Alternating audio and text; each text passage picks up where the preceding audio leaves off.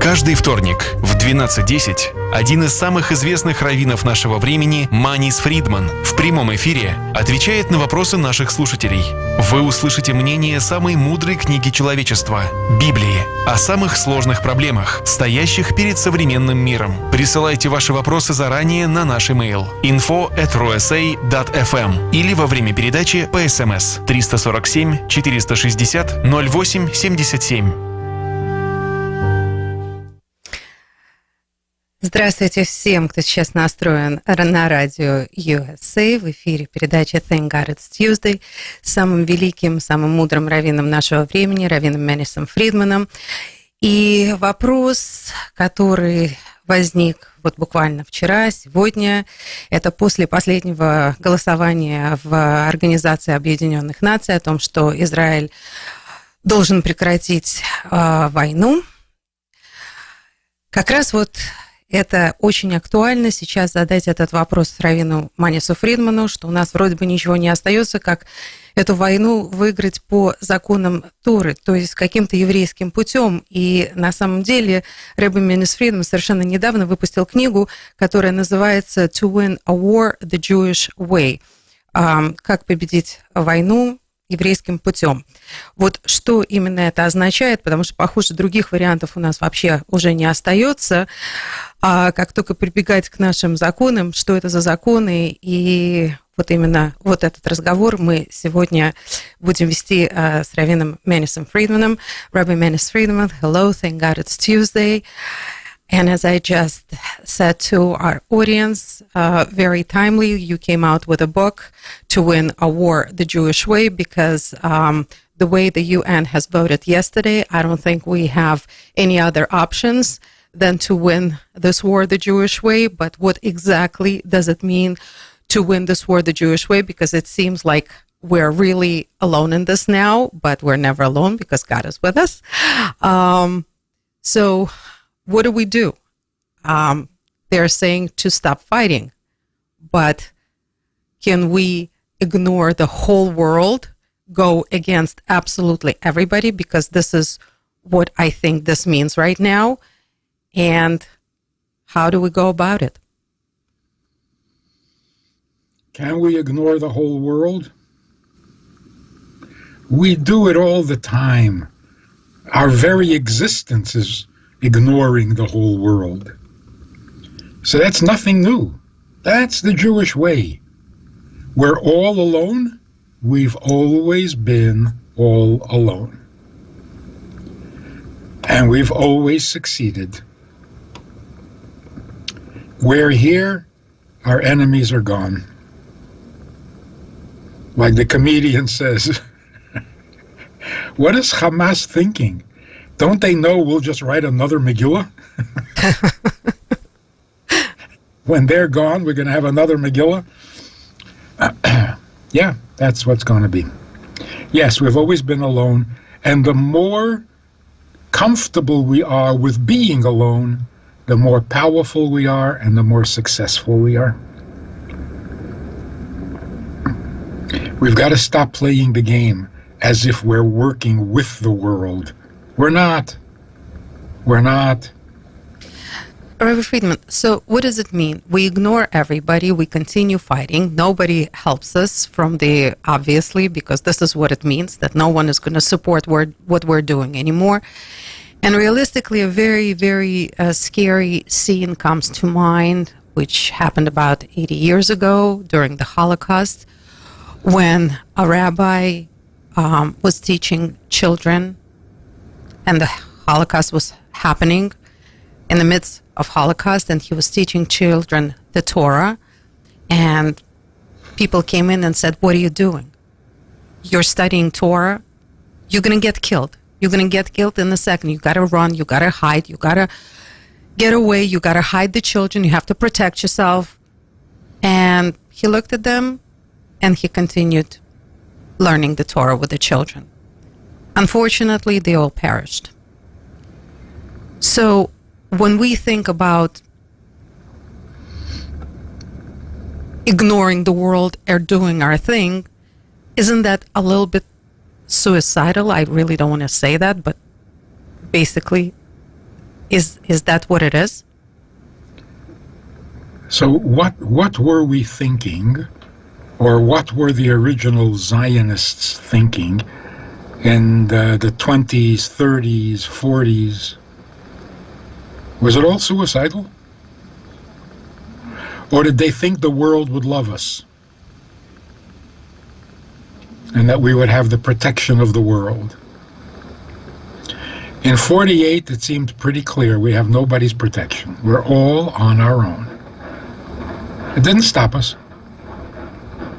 In fact, we had magnificent success. We've got to realize we are different. Stop trying to be like everybody else because it's not working. We are different. And if we're uncomfortable with that difference, then it weakens us. If we're strong in our being different, then we're indestructible. So the solution right now is we're doing the right thing, the world is wrong. Again. Not the first time. Avraham was right, everybody else was wrong. Everybody was worshiping idols. So we're alone. It's okay. And again, this example that we used very often. In a classroom, there are many students, but there's only one teacher, and he's all alone. There is no other teacher with him. That's okay. It's the way it's supposed to be. So yes, we are alone because we are the teacher. That is not a weakness. That's a strength. Two teachers would be confusing to the students. Only one teacher. But we got to teach. Now is the opportunity, you see. As much as the world is against us, the world keeps focusing all attention on us.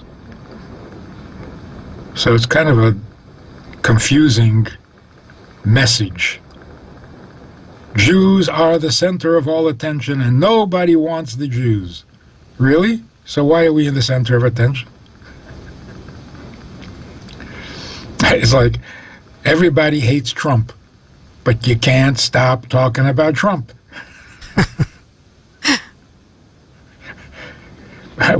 He's such a loser, right? And yet he gets all the attention.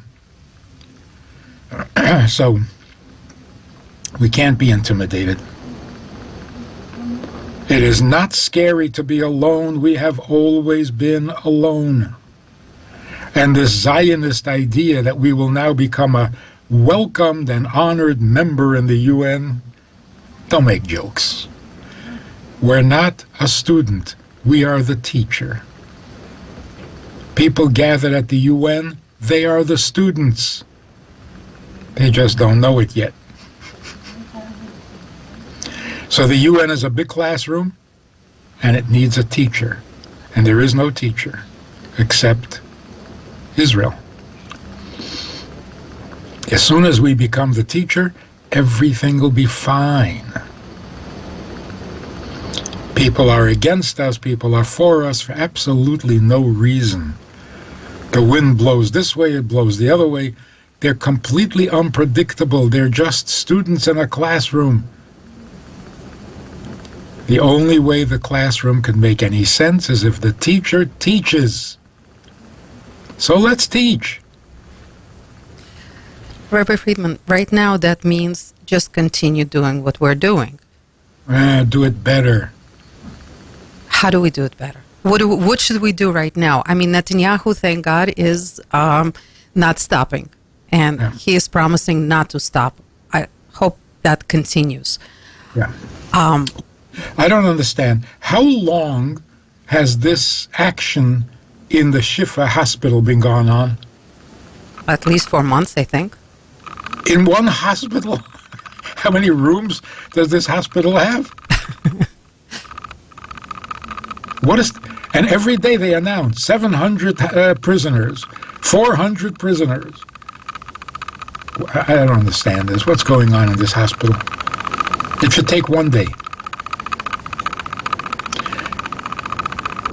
Look, it's absolutely a miracle that it seems like Israel agreed to an exchange of hostages for terrorists.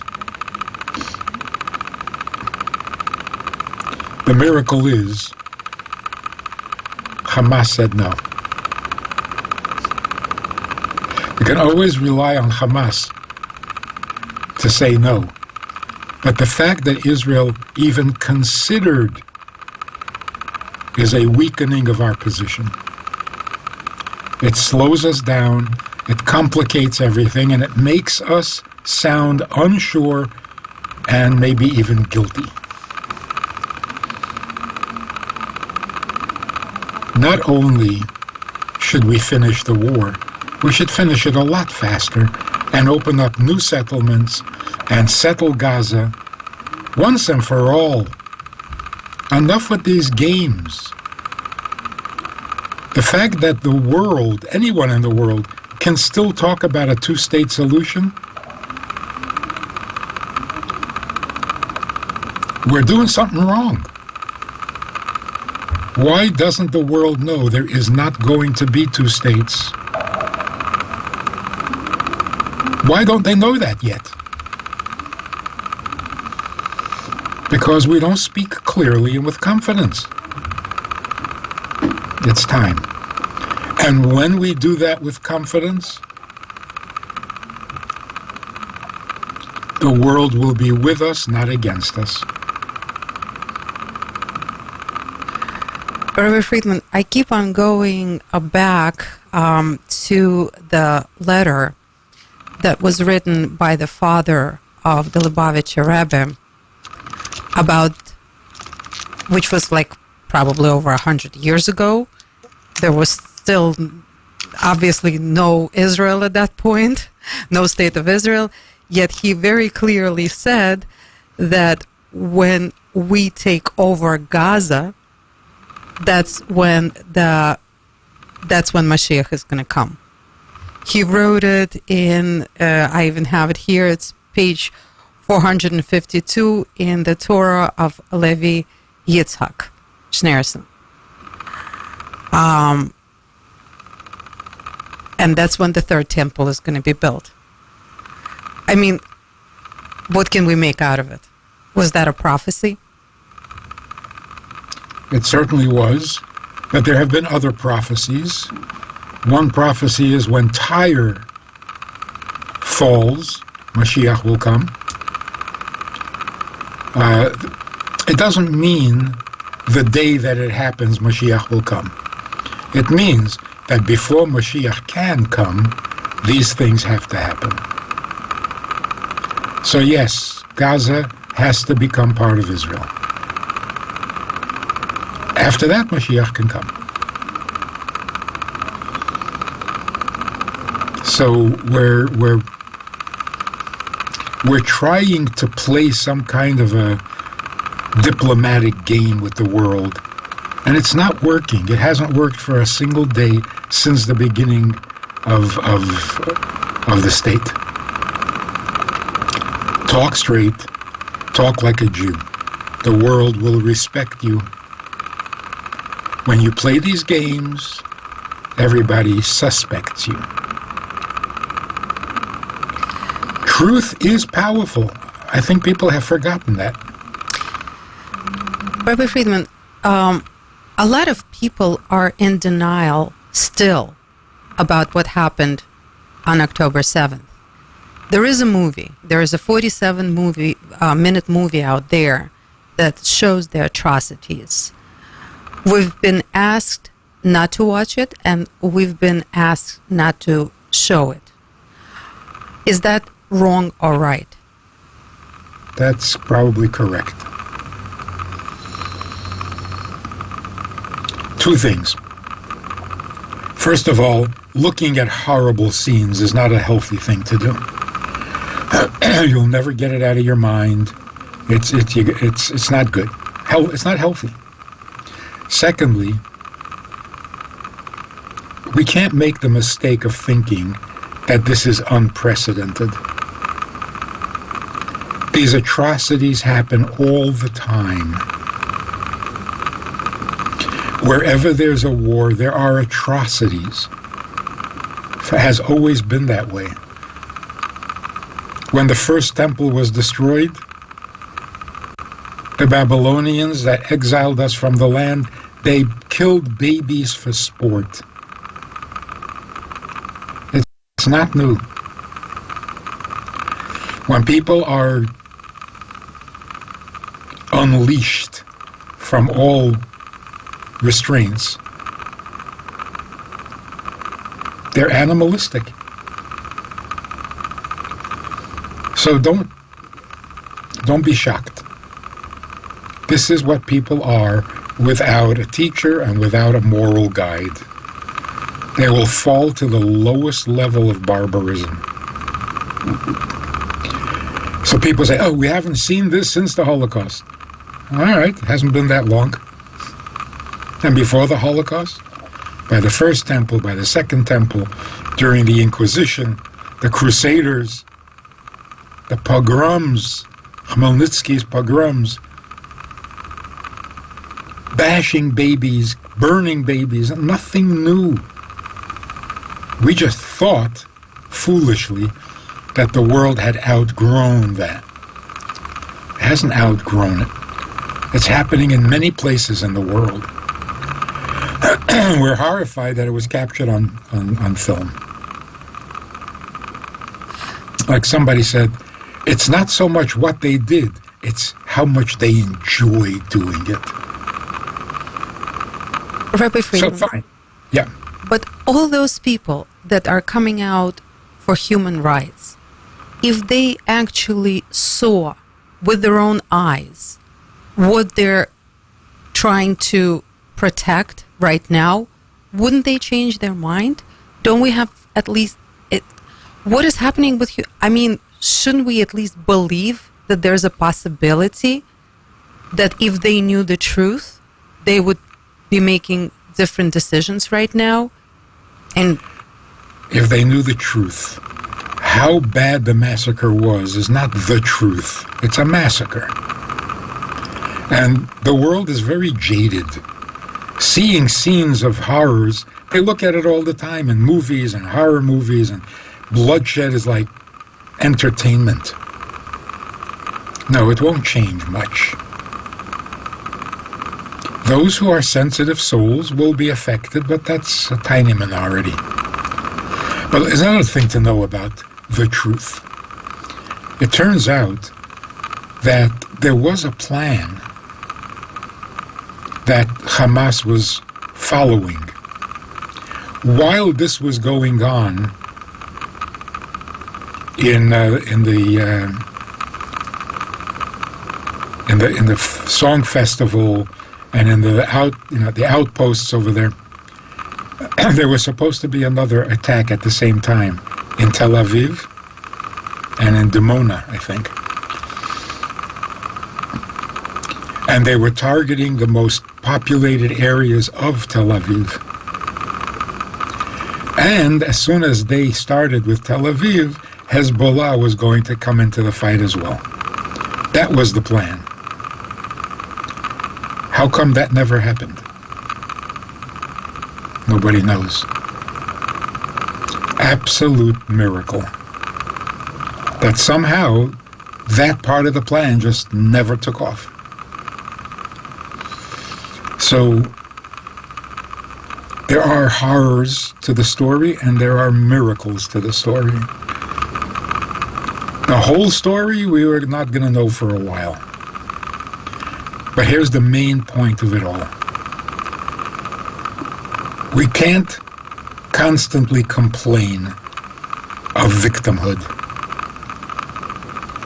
The world gets tired of it. Ay, we're the victims. Ay, what they did to us. Ay, they're so bad. So what are you doing about it?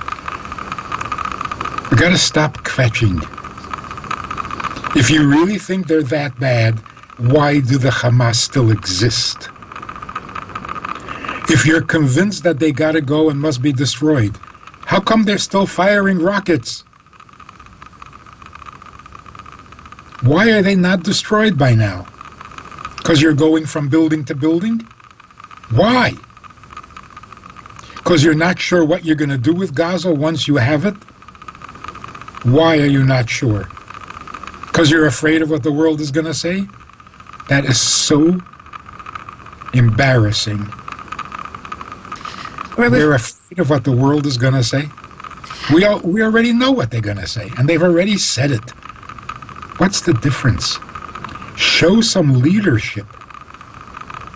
Stop looking over your shoulder to see if people are approving of what you're doing.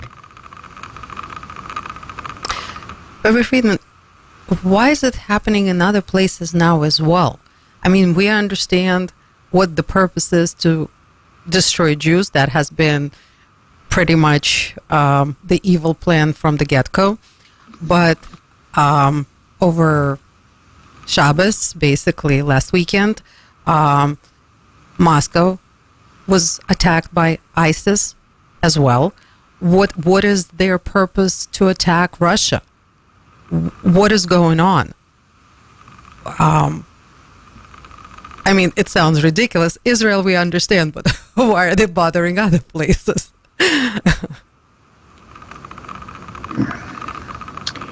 I'm sure that ISIS wants to conquer the world and make everybody Muslim. There's a very underappreciated and ignored aspect to all of this, and that is religion. You can't destroy a people without destroying their religion.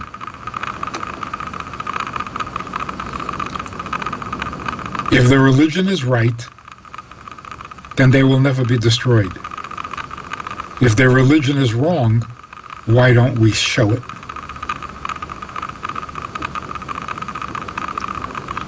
I'm also a little bit puzzled why during the first voting, China and Russia were actually one of the three that did not vote to stop the war in Gaza. Do you have any explanation? Can you make sense of that?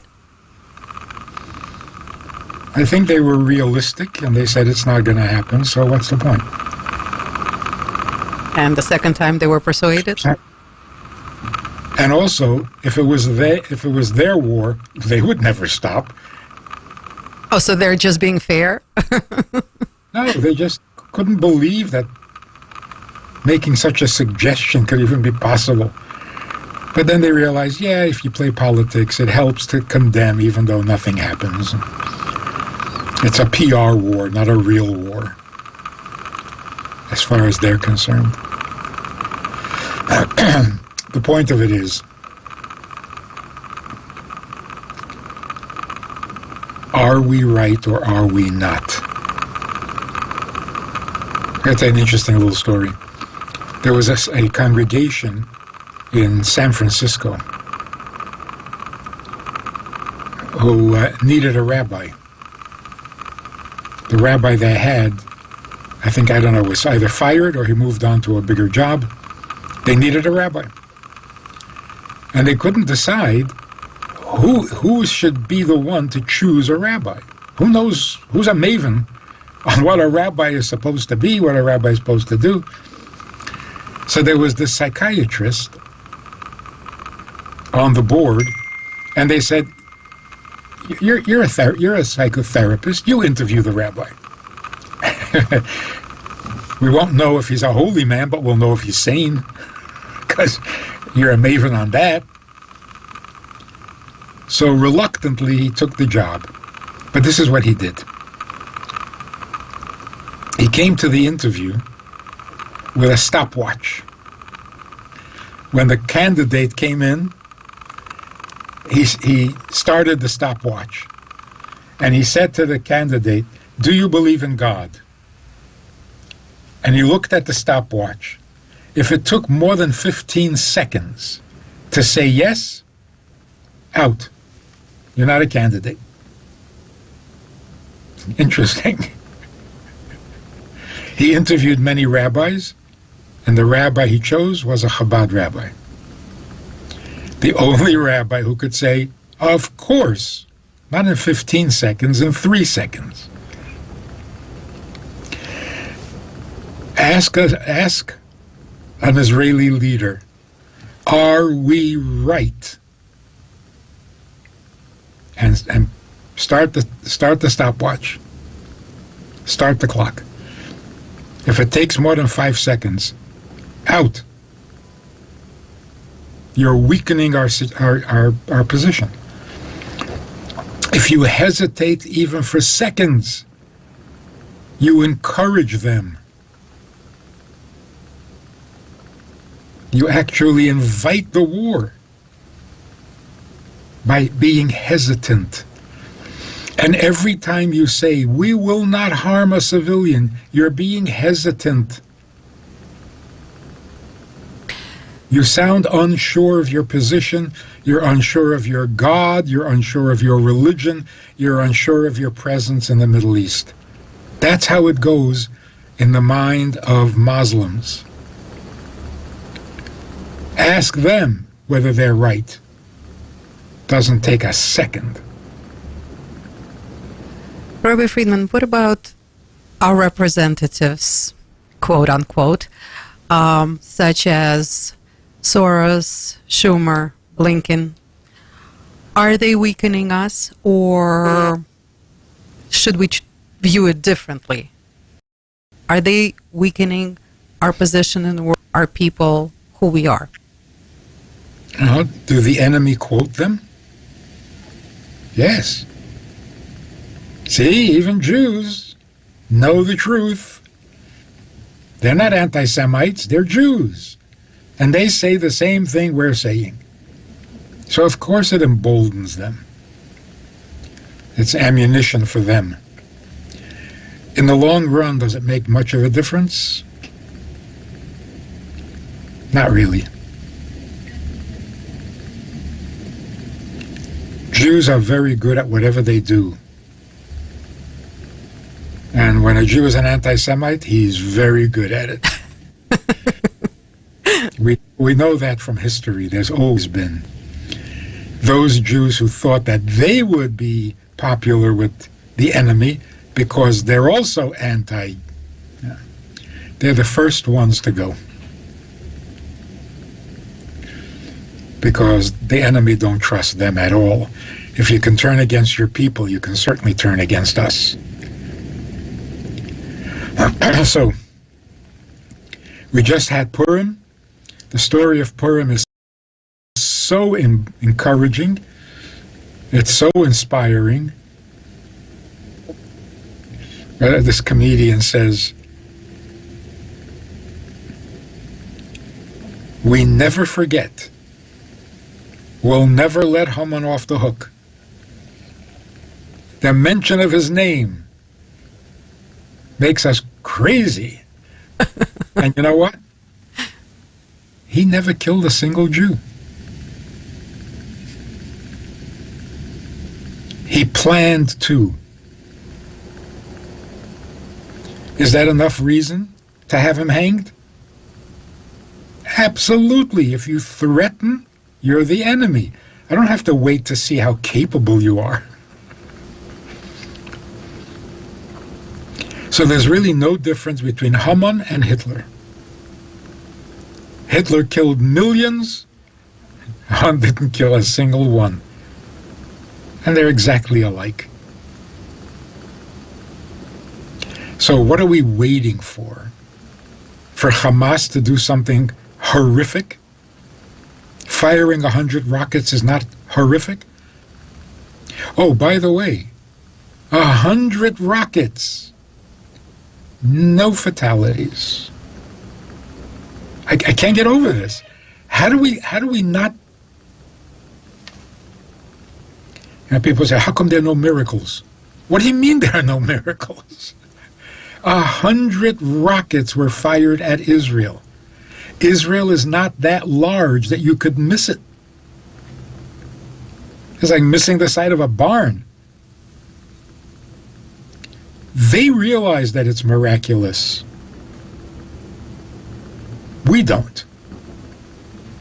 The report is, fortunately, no one was killed. Fortunately. We have such good fortune. For the last 18 years, rockets are falling on Israel. And they do nothing except damage buildings. The miracles are absolutely breathtaking. Why don't we have the courage of our conviction? We are right. We have always been right. We've never done anything wrong except that we've been too slow. But one more rocket. Well, the first rocket is not enough. Rabbi Friedman, but the decision makers, they are the ones who are deciding. I actually wanted to ask you exactly what is in your book about the fact that God gave us the Holy Land, but we have to make it holy. How can we do it right now under the conditions we're in? Is it possible? Is it doable?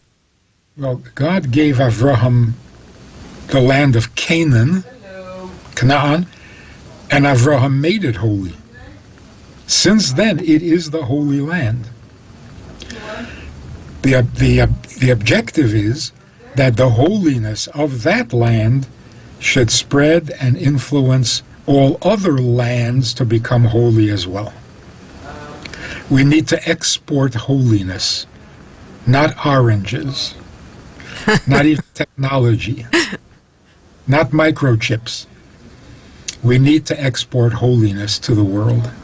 And for that, you need to speak like a teacher. You need to sound like you know what you're saying, and that you believe in what you're saying.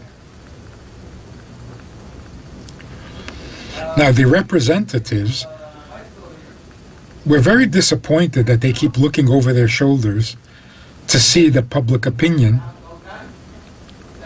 But if that's the case, then they're also vulnerable to Jewish public opinion. So if Jews all over the world would say, enough already, stop apologizing, stop trying to fool the world into thinking that you're so concerned about their civilians, don't do this. Nobody's buying it. How many times are you going to try this and fail? Do what it takes to win a war like Jews, not like the Geneva Conference. And how do Jews win?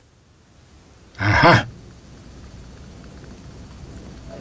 Well, the first thing is, you fight a war in order to have peace, not to punish the enemy.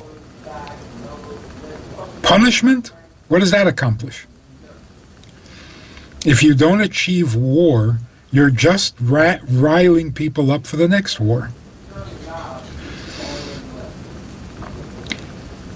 A Jewish way of fighting a war is do what it takes to bring peace and do it as quickly as possible.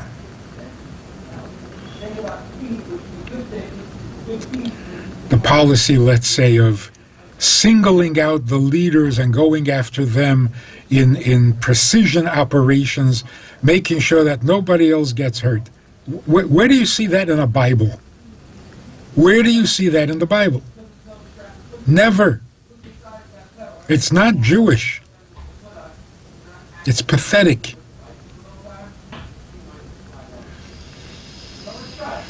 The people in Gaza are not innocent, because without them, Hamas couldn't do what they're doing.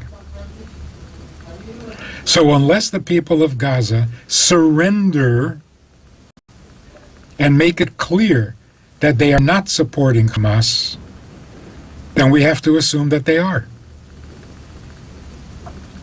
The same was true with Germans during World War II. Were all Germans innocent? Only the army was evil? There is no army without a German people.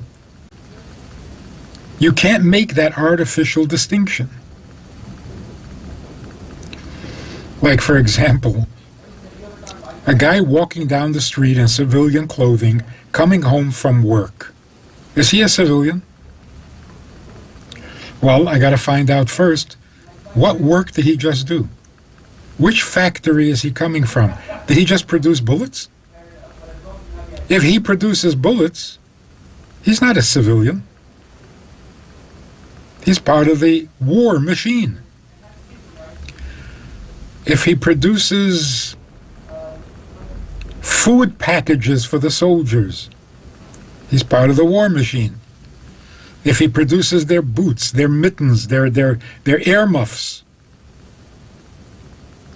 he's part of the machine. So, if a guy produces bullets, he's the enemy. If he produces helmets, he's the enemy. If he produces boots, he's the enemy. What about the women who produce Nazi soldiers? They're civilians? That makes sense? If you produce boots, you're the enemy. If you produce soldiers, you're a civilian? So this whole notion of not harming civilians, it's so childish. It's so immoral. And more death, more destruction, more war. It is so deeply immoral. Imagine, said, we don't consider anyone a civilian. No one. Anyone who's there is going to die. There would be less civilian casualties, not more. Because civilians would know they need to get out of the way. And Hamas would know that having civilians is not going to protect them. So what's more moral? To say we're going to kill your civilians, or to say we're going to protect your civilians? It's so childish. If you say we'll protect your civilians, you're putting civilians in danger and they're going to get killed. So stop trying to be moral like the nations are. Be moral like the Torah is. Rabbi Fridman, why are people so easily swayed, persuaded? I mean, in 80 years, we have witnessed how easily, and yes, witnessed, because whatever our grandparents told us, we totally trust them because it came from eyewitnesses. And how easily the world can be, the people, forget the world, how each person can easily be swayed, persuaded, corrupted. Why is it so easy? How can it be so easy? It's an interesting thing. I just spoke about this with a TV crew. Are people basically moral or immoral? It's a tricky question. People are basically moral, but they don't know what morality consists of. In other words, people want to be good, but we don't know what good is. That's a very uncomfortable position to be in. I instinctively, deeply, natively, organically want to be good. So when I hear of a cause that sounds good, I jump on it. Is it good? How are we supposed to know? So the old question, can we be moral without Torah? Everybody says, of course we can. We're good people. Yes. Good people without a definition for goodness. So in the name of goodness and from our instinct to do good, we end up doing horrible things. So again, can you be moral without Torah? It's a trick question. Can you be morally motivated? Yes. Will you end up being moral? Not if you don't know moral from immoral. Do we know moral from immoral? No, we don't. We don't. Thou shalt not murder. We believe in that. Yeah, that's why murderers don't get executed. Because thou shalt not murder. That's immoral. So we have these general ideas. We don't know how to apply them. We don't know how to use them. Is it moral to have abortions, even late term? Well, of course it is. It's being thoughtful and considerate of the woman. Then again, it could be murder. How are we supposed to know?